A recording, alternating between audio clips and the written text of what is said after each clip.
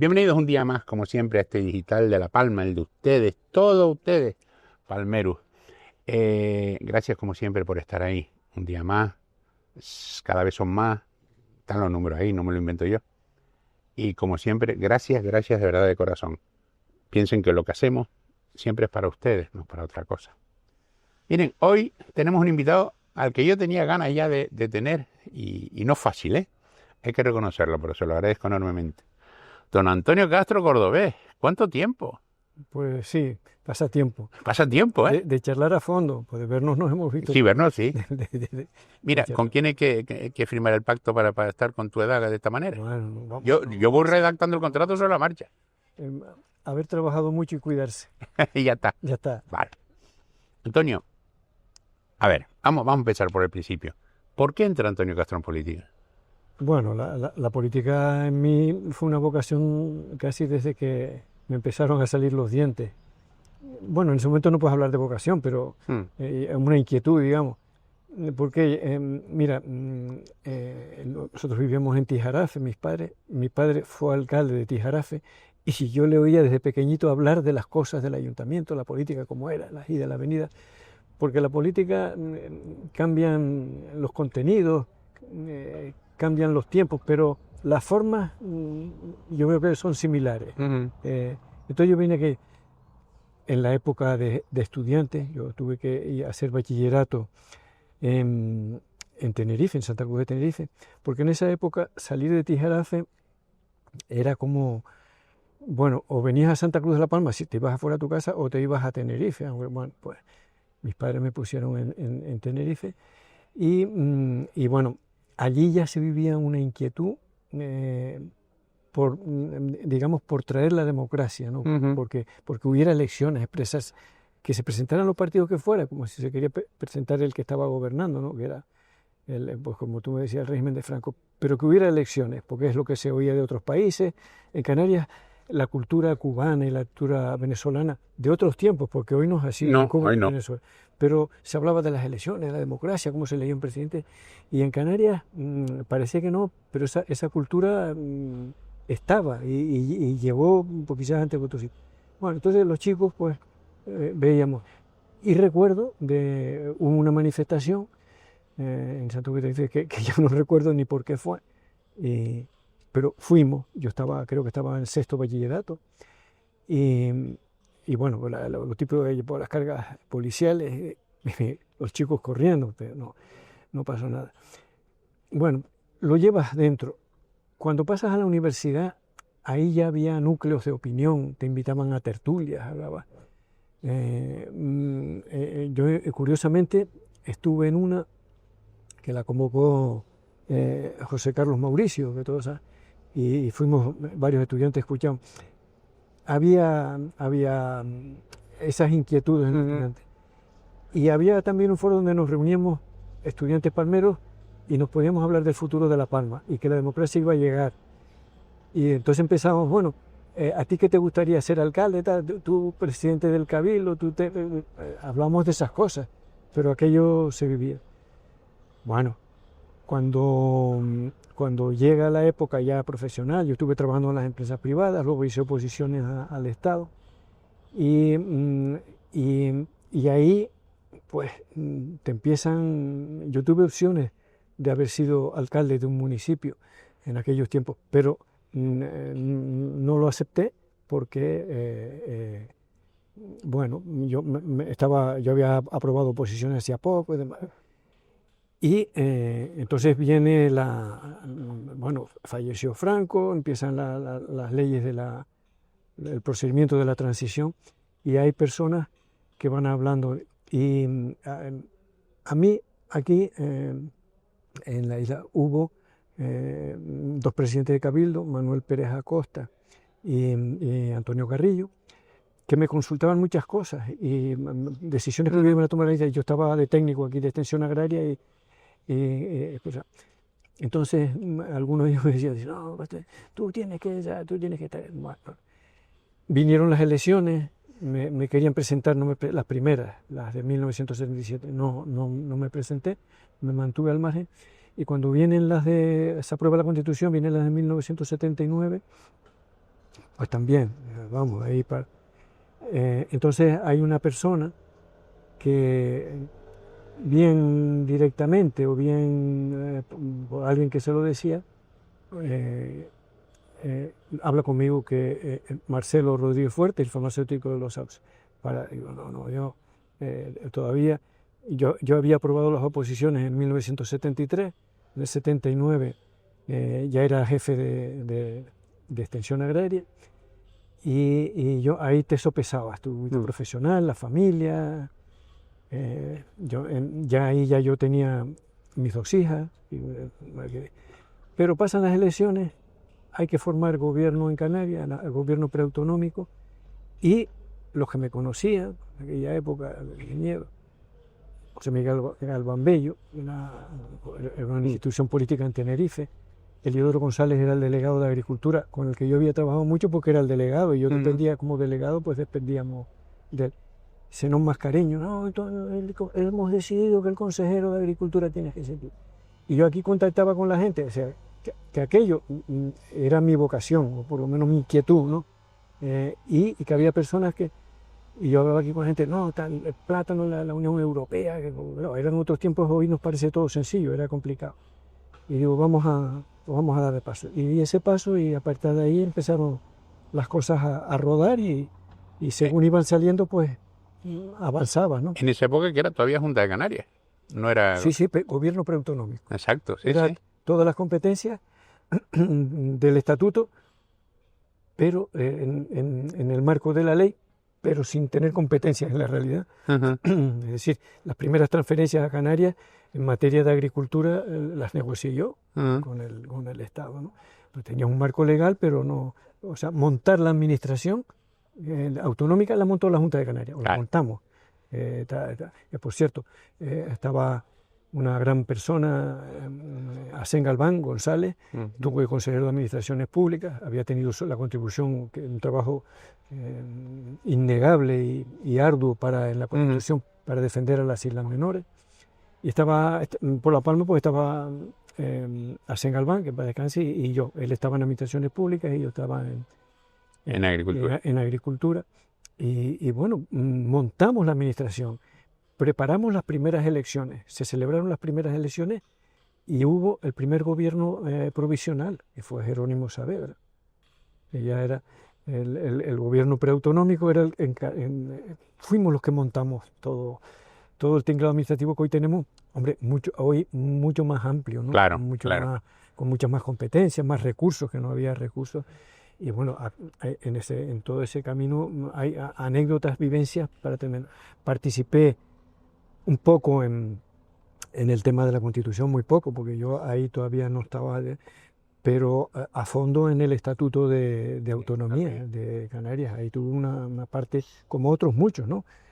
No quizás, no como dirigente en aquellos momentos, pero con el equipo porque a mí me tocó estar en todos los equipos que se negociaban cosas con Madrid, con Bruselas, y veces en áreas destacadas y veces acompañando, porque no era fácil encontrar en la política gente venida de la administración pública. Hacer unas oposiciones al Estado, tener esa formación, esos conocimientos, ayuda. Y entonces el haber ahí una persona que reuniera estas características, pues les venía bien a todos, porque casi la mayor parte, por no decir todos, eran personas profesionales, abogados, médicos. ¿Era más la ilusión que el trabajo? O sea, ¿empujaba más la ilusión que el trabajo en aquel momento? Las dos cosas. La enorme ilusión te ayudaba a trabajar mucho. A eso me refiero, porque correcto, claro, sí, era una época muy dura.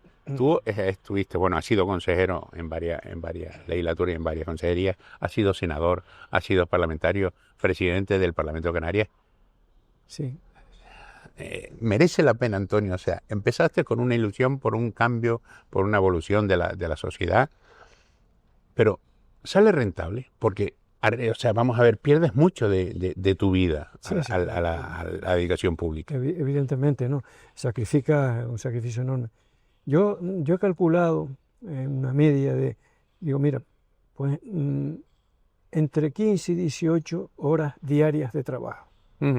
Digo, para estar en la política hay que tener los conocimientos necesarios, unas cualidades personales, pero mucho trabajo. Y eso es con horas.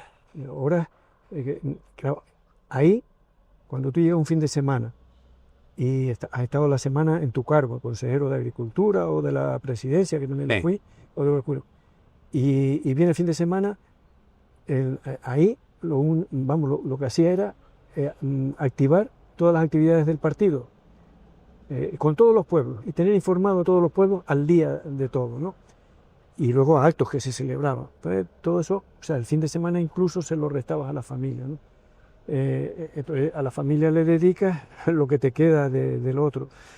Pero yo personalmente siempre tuve en mi pensamiento, en mis sentimientos y en mi actividad, La Palma era una isla muy necesitada, lo sigue siendo en cierta medida, pero era una isla muy necesitada de atender a sus problemas.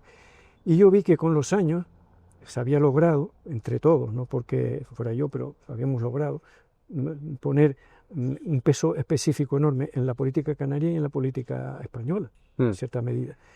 Y que tenía un pilar en La Palma, que lo representábamos nosotros. Entonces ahí teníamos un prestigio, una experiencia, un conocimiento, y esos valores hay que cultivarlos al mínimo detalle. O sea, no puedes dejar nunca de estar en algo donde se está discutiendo un asunto que puede o no, pero puede afectar y hay que estar para defenderlo, sea en Madrid, sea en Bruselas, sea en Gran Canaria, sea en Tenerife, porque las islas menores tenemos dificultad que los asuntos más importantes siempre se discuten fuera, siempre. Lo mismo que los asuntos de Canarias, hombre, hoy en menor medida, pero se siguen discutiendo fuera. O sea, aquí estamos haciendo cábalas de que va a ser total, y la Unión Europea está tomando decisiones que España tiene que cumplir.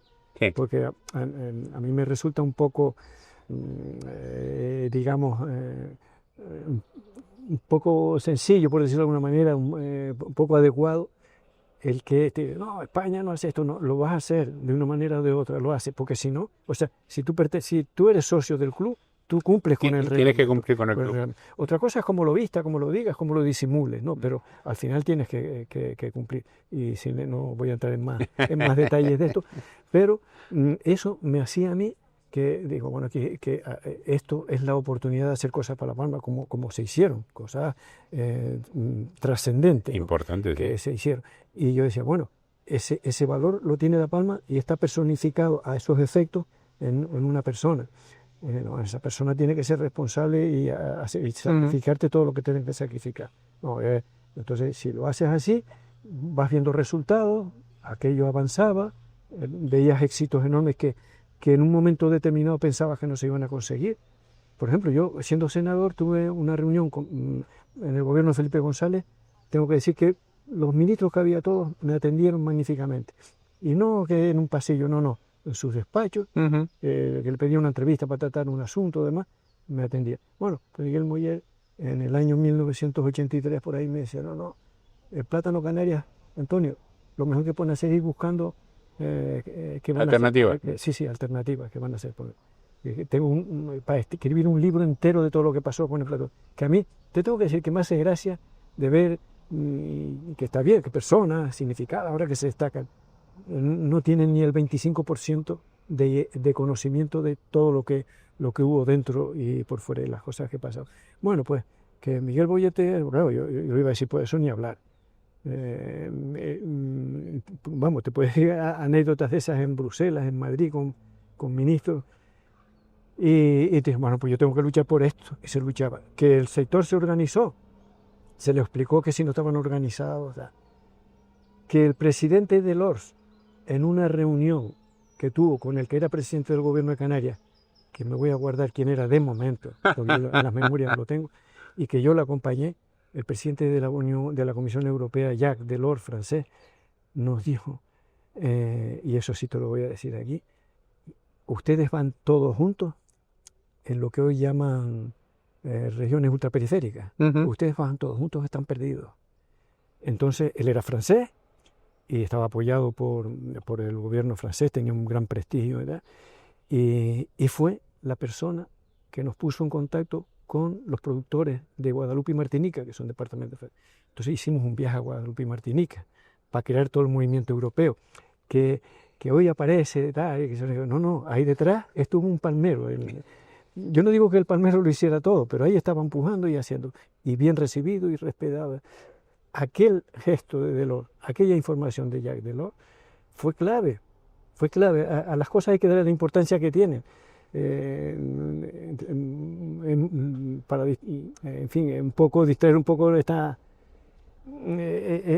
que estamos hablando ahora de, bueno, un equipo de fútbol va a fichar un club de fútbol va a fichar una figura, eso se decide en un instante, una cosa, y ese jugador puede significar el futuro de o no. Por eso, las cosas importantes a veces no es el ruido, sino saber estar en el momento adecuado con las personas adecuadas y tratarlo adecuadamente, ¿no? Mira, para seguir avanzando, una alegría, tu mayor alegría y tu mayor disgusto en esa época. Mira, disgusto sinceramente poco. Las alegrías fueron muchas. Es una paradoja, ¿no? Pues el decir, bueno, pues te tratas de salir por las ramas. No. Hombre, cuando se aprueba el primer estatuto de autonomía, cuando negociamos las primeras transferencias, cuando se logró la incorporación de Canarias a la Unión Europea. Recordar que el primer acuerdo del Parlamento de Canarias, ya gobernando Jerónimo Saavedra, no fue entrar en la Unión Aduanera, y que tuvimos que llegar después de las otras fuerzas. El propio Partido Socialista cambió de postura y entramos en la Unión Aduanera. Y entramos con una fórmula que no existía en Europa. Y sí, que yo sepa, sigue sin existir, que estando dentro tienes los beneficios de estar fuera. Sí, mientras que los demás no están dentro y no tienen los beneficios de fuera. En el régimen del plátano sí, porque todos fueron detrás de Canarias, porque Canarias es la mayor productor, pero en régimen fiscal, en Canarias no se paga el IVA. El IVA se recauda y va todo para Bruselas, para entendernos. Sí. En Canarias se recauda el IJIC y queda aquí para los canarios. Sí, es cierto. Por ejemplo, esas cosas que podríamos hablar de muchas cosas más de estas, ¿no? Entonces, digo, estamos dentro y nos dimos cuenta en aquellos momentos que si estábamos fuera, si no entrábamos en la Unión Europea, no querían ni hablar con nosotros. No, usted póngase en la cola porque usted... Ahora, yo estoy dentro y tengo estos problemas, vamos a arreglarlos. Claro. Esas cosas había que entenderlas y había que verlas y hacerlas. Y te podía dar, que además se lo merecerían, te podía dar muchos nombres de personas que se merecerían que se hable, pero ya llegará el momento. De todas estas cosas, todas esas cositas están anotadas, si no están en un papel, están en otro sitio, y si no están en la mente, no, todavía afortunadamente. De todas formas, tuvo que haber algún día que dijiste, ¿por qué estoy yo aquí? ¿Qué necesidad tengo de esto? Bueno, quiero irme a mi casa. Sí, mira, de irme a mi casa, de irme a mi casa, que alguna vez pasó, es más bien por la impotencia. Sí, pero por compañeros de gobierno a lo mejor, ¿eh? Vale. ¿Qué es lo que te digo? Por compañeros de gobierno, que no entender cosas más. Mira, Jorge, de cualquier tema que tocáramos tendríamos mucho que hablar para que se supiera lo que está pasando hoy, pero de muchas cosas, porque yo estuve en política casi 42 años, 41 y pico, pero en el gobierno de Canarias estuve 24 años dentro del gobierno, en épocas de cuando empezaba, después cuando estaba mejor y demás. Entonces estabas peleando por los recursos, tú querías hacer cosas en La Palma o cosas en el sector que estuvieras, y había compañeros que mataban se creían, bueno, pues te ven de una isla menor o te ven de no sé qué. Bueno, es mediodía. Casi, ya falta menos. Están las campanas ahí. Sí, y entonces, pero mira, tú me preguntas por un disgusto. Mira, Canarias tenía que tener el mismo estatuto de autonomía de Cataluña y el País Vasco. El mismo. Se hicieron todos los trámites. Todo. Estaba entregado en las Cortes. Pero aquí, en las islas, no nos poníamos de acuerdo, o no se ponían de acuerdo. No supimos verlo. No, perdóname el detalle. Verás que es cosas trascendentes, pero que afortunadamente yo creo que superadas. discutiendo cuál era la capital de Canarias. Y ese detalle, y eso fue dilatando el tiempo. Entonces vino el golpe de Estado de Tejero, un gobierno de crisis, presidido por Leopoldo Calvo Sotelo, y un pacto, hay un pacto Partido Socialista y la Unión de Centro Democrático para convocar elecciones y resolver el problema. Y entonces dijeron, bueno, todos los que no tengan el estatuto decidido, fuera. Andalucía se estaba discutiendo en las Cortes, se lo tramitaron. Y a Canarias les dice, o se ponen de acuerdo, o se queda sin estatuto. No es que tuviéramos el que tenemos, o se queda sin. O sea, porque claro, ahí había que aprobar lo que se iba a hacer, los referendos y demás. Entonces, teniéndolo todo, se dilató de manera que no salió a tiempo, porque el de Canarias estaba registrado en las Cortes, pero no se había admitido a trámite. Claro. Entonces, el de Andalucía se había admitido a trámite, estaba discusiones en las comisiones y demás. Y eso, que parece una tontería, que algún día habrá que retomar, ese asunto habrá que retomar, hizo que Canarias, siendo la comunidad autónoma con más características propias para tener un estatuto de la vía del 151, pues no lo tengamos. Y tuvimos que ir a la vía del 149, que luego se hizo un apaño con Canarias y Valencia, que a Valencia le pasó algo parecido a nosotros. No sé exactamente por qué fue, pero no le salió a tiempo. Hicieron en Valencia la Lotrava y aquí la Lotraca, que fue una ley que el Estado, generosamente, porque te lo quita cuando quiere, hizo una ley que las competencias que le quedaban al Estado, comparado con las del 151, se las daba. Pero no son de Canarias, son del Estado. Para llevar eso a término, que yo no lo veo complicado, habría que hacer un referéndum y ratificarlo como fue ratificado los otros estatutos. Bueno, pues imaginémonos cuando lo que habíamos trabajado, lo que se habló con los ayuntamientos, con los cabildos, porque todos los ayuntamientos de Canarias tuvieron que celebrar un pleno acordando ir por el 151, y los cabildos, y todo eso se hizo. Entonces, como todo ese trabajo se perdió, y la frustración de saber que, por ejemplo, el régimen económico fiscal estaría completamente protegido si hubiéramos ido por el 151. Después ahora estaría protegido lo de las cosas de la Unión Europea. Y claro, no es lo mismo que el régimen económico fiscal lo negocies tú con el Estado, a que sea el Estado el que lo negocia contigo. Es muy diferente. Son diferentes. O sea, aquí la última palabra la tengo yo. Tenemos que ponernos de acuerdo y tal. Pues los vascos tienen los fueros y los catalanes tienen las competencias, que muchas, ya la comunidad autónoma fueros tienen muy pocos, pero es una característica. Y el 151 ahora lo tienen por este orden, catalanes, vascos, gallegos y andaluces. Y ahí tendría que estar Canarias y la Comunidad Valenciana, que fue lo que se había acordado que... Pues eso, ahí me llegó un disgusto grande y una frustración, porque vimos que aquello hacía falta. También te digo que valoramos en aquel momento, las personas que estábamos en eso, valoramos que quizás en aquel momento, tal vez... Era lo mejor. No se hubiera conseguido el sí. Vale. La autonomía todavía no se entendía. Hoy creo que no la discutiría nadie. Vale. Hoy no la discutiría nadie. Mira, la política ha evolucionado. Tú lo dijiste, estuviste 42 años en ella. Ha habido una evolución muy grande, sobre todo en los últimos años. ¿Tú habrías entrado en política ahora? Porque ya ahora no hay límites, o sea, todo vale. Mentir no es ilegal. Sí, no. O sea, es... bueno, no es una regla... No, pero que eso lo han dicho en estos días. Sí, no es al 100%. Yo creo que en política hay personas muy valiosas, pero no es la moda del comportamiento, no digamos la moda en términos de estadística. La moda es lo que hay en general comúnmente aceptado por la sociedad, es verdad, eso es verdad. Te metes hoy en política, esa pregunta tiene difícil respuesta porque yo no sé cómo estaría yo hoy, pero si yo soy el que era en esa época, sí. Otra cosa es cómo haría yo la política, si es al estilo de ahora o al estilo de lo que yo la conozco, ¿no? Y ya digo, salvando excepciones, porque estas cosas no se puede herir susceptibilidades, porque me consta que hay personas que dan todo lo que haga falta por hacer las cosas bien y demás, pero se encuentran se encuentran con una moda que le juegan contra. También tengo que advertir que yo a eso nunca le tuve miedo. Tenías miedo a equivocarte, pero cuando estaba estudiando un problema que había que hacerlo, se hacía.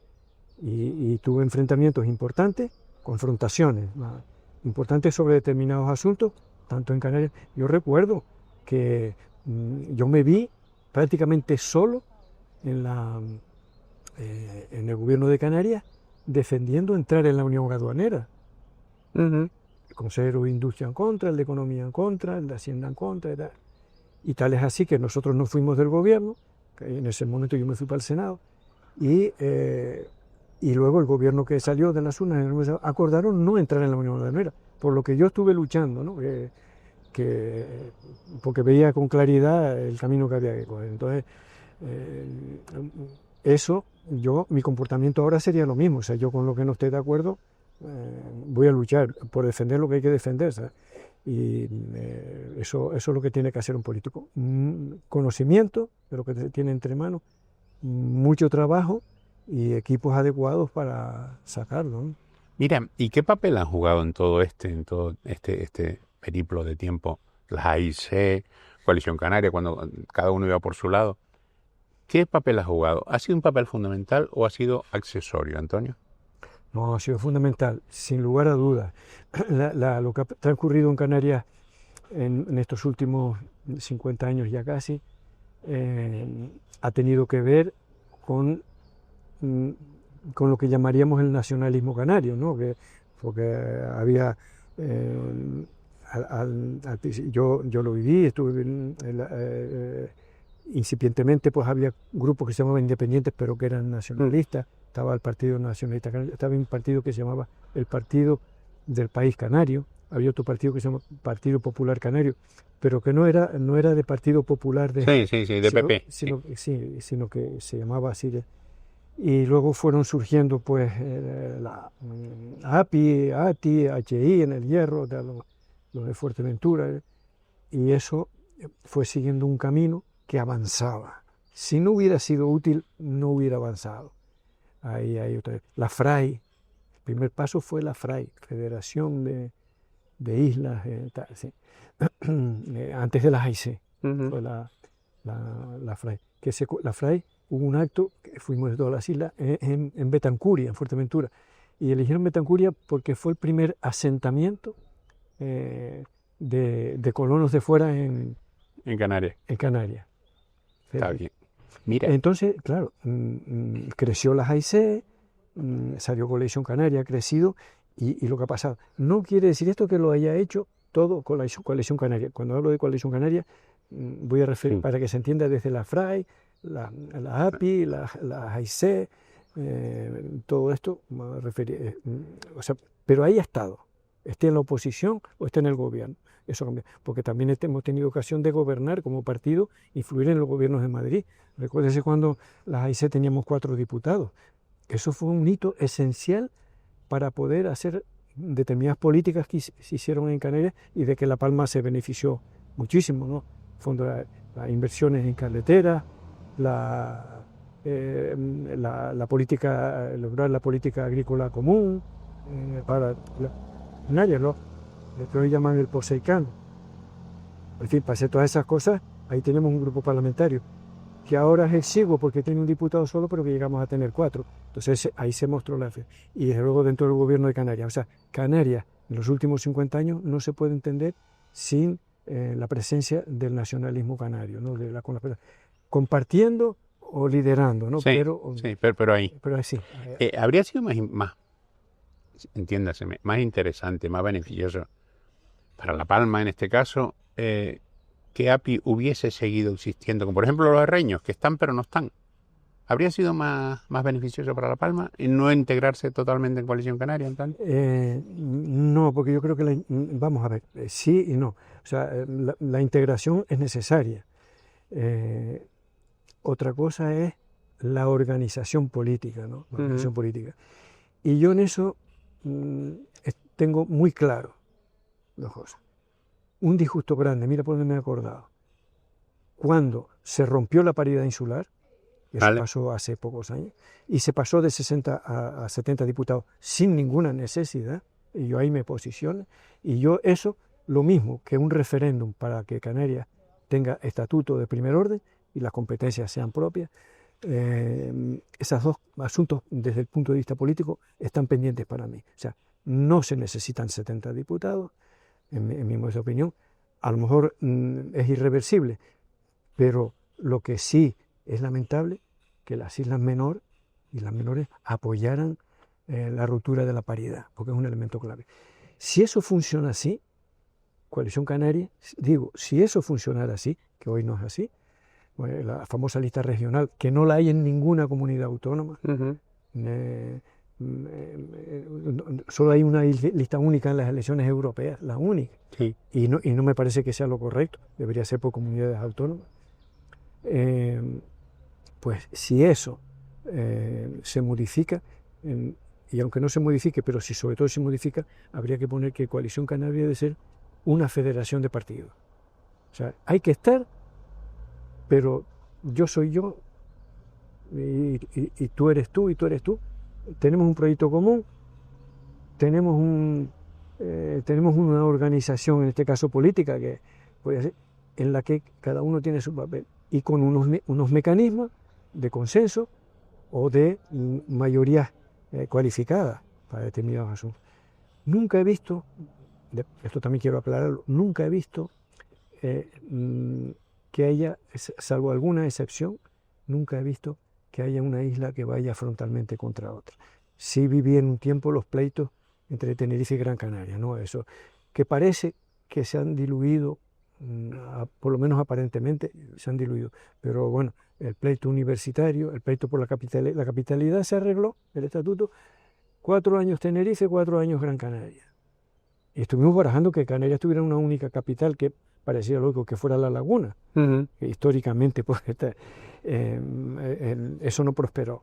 Entonces está doble capital. Entonces, el Parlamento de Canarias en Tenerife, la delegación del gobierno en Gran Canaria. O sea, parece que tenemos que estar haciendo cosas que nos recuerden cada día que somos distintos. Y somos distintos, pero hay un matiz. Somos distintos, pero tenemos que vivir juntos y trabajar juntos. Ese es el matiz. Pero actuando de esa manera, que tú esto, entonces es cuando ya no. Ahora, que haya un mecanismo, una organización capaz de discutir las diferencias de cada uno y los intereses de cada uno libremente y en su tierra. La Palma adopta que no sé, que a pesar de... pues mira, queremos vender nuestros aguacates, los queremos vender solamente en Finlandia. Pues si La Palma lo acuerda, que lo haga. Claro, claro. Porque es una... Mira, por ejemplo, ahora mismo un tema que también va un poco en este pleito insular a otro nivel, porque no es Tenerife y Gran Canaria, el centro volcanológico, que se está repartiendo. Bueno, además hoy hay una reunión, si no recuerdo mal, o mañana, no, hoy, en Tenerife, acerca de ese tema. No debería, o sea, pues yo siempre, ya llevo mucho tiempo diciéndolo, Tenerife muere de éxito. O sea, Tenerife lo quiere todo. Que vale, que no voy a decir que no, pero lo quiere todo. Entonces, no debería estar centrado en La Palma y después ya veremos. Bueno, eso es un asunto de actualidad y yo no voy a entrar a fondo en ese asunto. Pero a raíz del volcán, a una serie de personas nos convocaron en Moncloa, ¿no? En la presidencia del gobierno de España, y para hacer un análisis de la situación y cosas. Fue muy interesante. Una serie eran unas 12 personas, 5 o 6 eran de Madrid, los otros eran de Gran Canaria, de Tenerife, y aquí de La Palma estaba yo. Y ahí se determinaron que una de las cosas es que luego eso no ha servido para nada, porque lo he visto, porque aquello quedó en el sueño, bueno, si no sé, en el sueño de los justos, pero con todos los problemas que ha tenido España, aquello quedó. Pero una de las actuaciones que había que aprovechar en La Palma era para poner instituciones de investigación científica de calado internacional para que le dieran visibilidad a la isla y calidad. Y eso se acordó, y yo eso, ya le digo, eso fue en Madrid, en presidencia del gobierno. La reunión estaba presidida por un un director de asuntos económicos de presidente, de Pedro Sánchez, ¿no? Y estaba el comisionado de la... Sí, Héctor Izquierdo. Sí, don Héctor Izquierdo estaba ahí también. Bueno, pues eso queda ahí. Yo no voy a entrar a fondo en la respuesta, ¿no? Decir que La Palma tenemos que poner en valor que necesitamos precisamente especializarnos, centrarnos por el modelo económico. Es que por el modelo económico, además de reunir las características. Y yo sé que son 2 islas volcánicas, pero hay una que eso se necesita más que en otras, ¿no? Sí. La investigación, porque la investigación, aunque estuviera en Lanzarote, vamos, Da igual. Da igual. Mira, ¿cómo ves Coalición Canaria ahora mismo? ¿Cómo ves a tu partido? No, yo de eso estoy bastante... externamente, no internamente, externamente. No, yo no sé, pero yo porque lo que sé es que está tocando, sobre todo en La Palma, una época muy difícil, ¿no? La Palma necesita en estos momentos, creo yo, el mayor consenso político. Lo necesitaba desde hace tiempo, ¿no? Ponerse de acuerdo en los asuntos que son esenciales y caminar tú. Luego vendrán las divergencias y demás. No lo veo, no se puede, al final esto tenemos culpa todos, ¿no? Esto no se puede decir esto de coalición, esto es del PSOE, pero si no va a haber ese consenso político en las cosas, es difícil hacerlas porque cada legislatura hay un gobierno distinto, porque a veces no son mayorías absolutas y entonces no es fácil. La situación derivada de La Palma, que ya era difícil, venida después del volcán, se complica mucho. Y luego hay algo que no se puso en marcha, no se creó, a pesar de que algunos lo decíamos, un ente capaz de aglutinar todas las gestiones que necesitaba La Palma con respecto al volcán para Claro, si ahora cualquier expediente, informe del ayuntamiento, informe del cabildo, informe del gobierno, si entra en el entramado de las administraciones públicas, 2 cosas, las competencias, llevan tiempo los análisis, los estudios, hay discrepancias, hay discusiones, pero es que además no hay más funcionarios para atender los problemas específicos. Entonces yo creo que la gestión administrativa, en mi opinión, se tiene que unificar. No veo otra manera, porque si no se dispersa, ¿no? Y yo veo que eso es dificultad. Ahora que están trabajando, que son unos problemas que no creo que haya alguien que lo haga mejor que el que está, porque son difíciles. Sí, muy difíciles. Pero claro, por los mecanismos, el sistema y la organización administrativa, pues sí hay obstáculos que el que está quiere hacer y yo no quiero que haga, o yo estoy de acuerdo de hacerlo de otra manera. Eso no sirve. La Palma tiene que tener su modelo, que ya lo tiene. Yo, por ejemplo, yo reivindico que había que apostar muy fuerte por la ley de las Islas Verdes. Mira, la ley de las Islas Verdes viene derivada que nos costó mucho trabajo, que no hay una ley en Canarias, y dudo que lo haya en España, que haya pasado el Tribunal Constitucional y que haya pasado la Comisión de Medio Ambiente de la Comisión Europea. Ratificada, es una ley plenamente respaldada. El recurso en el Constitucional lo rechazaron y respaldaron la ley, y la Comisión Europea. Y eso es un modelo que se establece para Palma. Después de muchos años, porque en el año 2001, 2002 se estableció la moratoria turística en La Palma, y yo estaba en el gobierno, y ahí ese día tuve unas discusiones muy fuertes con el presidente del gobierno que estaba en ese momento, porque a La Palma no se le podía aplicar una moratoria turística porque no había turismo. Entonces, ¿cómo va a haber moratoria si no hay turismo? No, aquí todos iguales y tal. Fue una cosa tremenda. Y entonces se acordó hacer una especie de, una ley de Islas Verdes, la del 2002, pero con unos parámetros que era imposible hacer nada, y no se hizo nada. Lo único que ha hecho al amparo de esa ley es el hotel Hacienda de Abajo en Tazaduarte, el único. Y así llegamos hasta el año 2015, desde el 2015, que solo era imposible. O sea, La Palma no estaba en condiciones. Y además que el modelo de La Palma es distinto. Y claro, entonces en el año 2000, pues 2015, las elecciones, Sí, fue en el 2015, el 2015 tomó... en el 2016 el Cabildo toma retocar la ley del 2002 y eso llega al Parlamento y yo asumo ese reto y mejoramos la posición del Cabildo hacia un modelo muy adecuado. Y que lo que no sabe la gente es que va ligado el desarrollo turístico al desarrollo agrícola. Es decir, el que quiera hacer turismo tiene que cultivar la finca. Y eso solo necesita hacer reglamentos de funcionamiento. Reglamentos de funcionamiento y aplicarlo. Y los demás parámetros. Y las competencias están todas en el Cabildo, que antes estaban fuera. Salvo temas de medio ambiente, que no sé por qué. O sea, que son insulares. Y a mí me consta, en este caso, que el presidente del Cabildo de La Palma, en estos momentos, tiene un empeño en aplicarla y quiere, pero hay es complicado. Falta de colaboración de ayuntamientos, impedimentos del gobierno, impedimentos técnicos y la burocracia, que es lo que yo digo, si La Palma tiene que centralizar en un órgano la gestión administrativa para dar la agilidad, porque de tenerla centralizada puede que lo resuelvas en un año como mucho, y de no estar centralizada puede llevarte 5 o 6 años para resolverlo. Entonces, bueno, pues eso es lo que... Quizá dijiste hace un momento una cosa muy importante, que es la unidad necesaria en el consenso. El consenso, sí. Quizás ese consenso no se consigue ahora mismo por la evolución, para mí negativa, que ha tenido la política no solo en La Palma, sino a nivel general. O sea, se pasan límites. Sí. Yo siempre recuerdo, por ejemplo, contigo, cuando estabas en gobierno, pues mejor, peor, pero nadie se metía personalmente contigo. Ahora lo primero que hace cualquiera es meterse personalmente con otro. Con el cargo público. Exacto, Mira, no tiene sentido. En aquella época se consensuó la ley de agua, se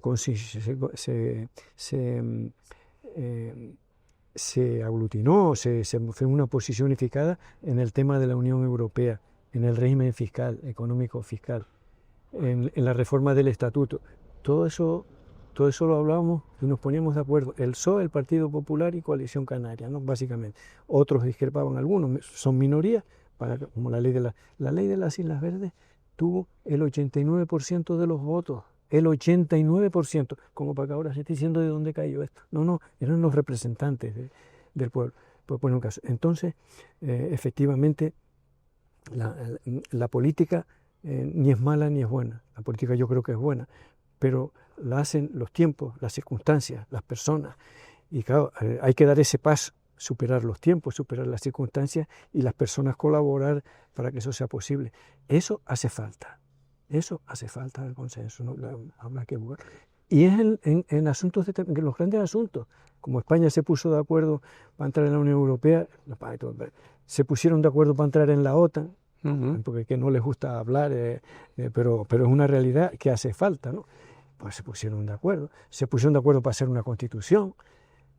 Para hacer una transición. Se pusieron de acuerdo para hacer una Expo. Si se hacen unas Olimpiadas, se ponen de acuerdo para hacerlas. Pues aquí hay 10 o 12 asuntos en la isla que hay que decir, esto va a ser así. Y los demás, cada uno, las políticas tienen sus tiempos, sus cosas, su actuación a corto plazo, a medio y a largo plazo, pero en unos objetivos. Es decir, caminar hacia un desarrollo científico de la isla que le dé...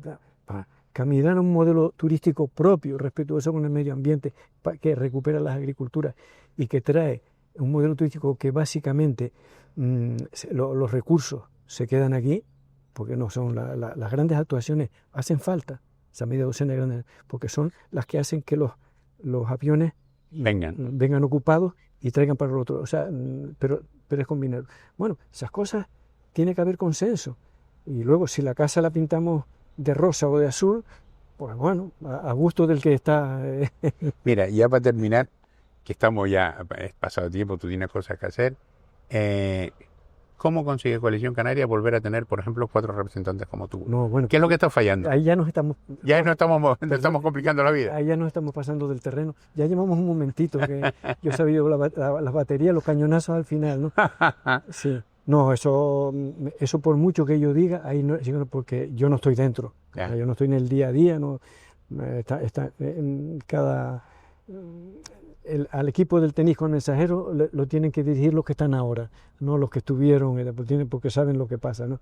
O sea, no, yo creo que sí me siento orgulloso de que se consolidó un partido y una sigla, porque yo empecé a hacer campañas electorales que se reían de nosotros, ¿no? Se reían, sí, que no pasan de la punta al muelle, API igualeta, o sea, cosas disparatadas, ¿no? Pero que, bueno, pues se consolidó. Y en aquella época teníamos hombres y mujeres, pero no teníamos nombre. Ahora hay nombre. Y mujeres y hombres siempre habrá. De todas formas, más fácil. ¿Se puede conseguir otra vez? ¿Es posible? Hombre, yo creo que están en la mejor posición que nadie. Es decir, porque yo creo que todos hacen falta. O sea, yo creo, sinceramente, todos los partidos hacen falta. Y Coalición Canaria nunca va a gobernar España. Y se tiene que tener buenos entendimientos. Y todos tienen que aportar, porque tienen una visión de la sociedad, por un lado, otra visión por otra. Coalición Canaria, la visión que tiene que tener es defender las cosas de la gente, las necesidades del día a día. Y entonces yo creo que están en una posición, al menos, de mantener las siglas, ¿no? De mantener la posición política, el espacio político que tenemos. Yo creo que se podrá disminuir, aumentar, pero ese ya no se va a perder. Ya hay una identidad, que todo el mundo habla de Coalición Canaria, ya saben lo que es. Pero acabo con la anécdota, ¿no? Que ibas a votar y desde la mesa ibas a poner y alguien decía, ahí sé, y te decían con sarna desde la mesa, ¿y eso qué es? ¿Eso qué es? Pues mira, eso es lo que tenemos hoy y lo que hemos hecho. No sé si te falta algo más que decir. Muchísimo. Vale, pues entonces tenemos que repetir más adelante. Sí, y hasta ahí seguimos. No, es verdad. O sea, pues, sí, hemos estado muy bien y hemos hablado mucho, pero lo que te quiero decir es que hay mucho que contar, porque hay mucha desinformación y es fácil. Y las cosas de la vida no es lo que se dice, sino es lo que fue o lo que es. Las cosas son lo que es, no lo que se dice. Y somos muy dados a lo que se dice, ¿no? Pero un pueblo sin historia no tiene identidad. Sí, correcto. Don Antonio Castro, muchísimas gracias por este ratito. Me lo he pasado muy bien, la verdad. Pues yo también. ¿Qué quiere que te diga? Tenemos que repetir, ya verás. Más adelante. Gracias. Antonio, lo dicho, muchísimas gracias. Ha sido un placer tenerte aquí con nosotros. Gracias, Julio. A ustedes, ¿qué les digo? Que muchísimas gracias, como siempre, por estar ahí. Hasta aquí hemos llegado hoy, pero volvemos, seguimos. Gracias.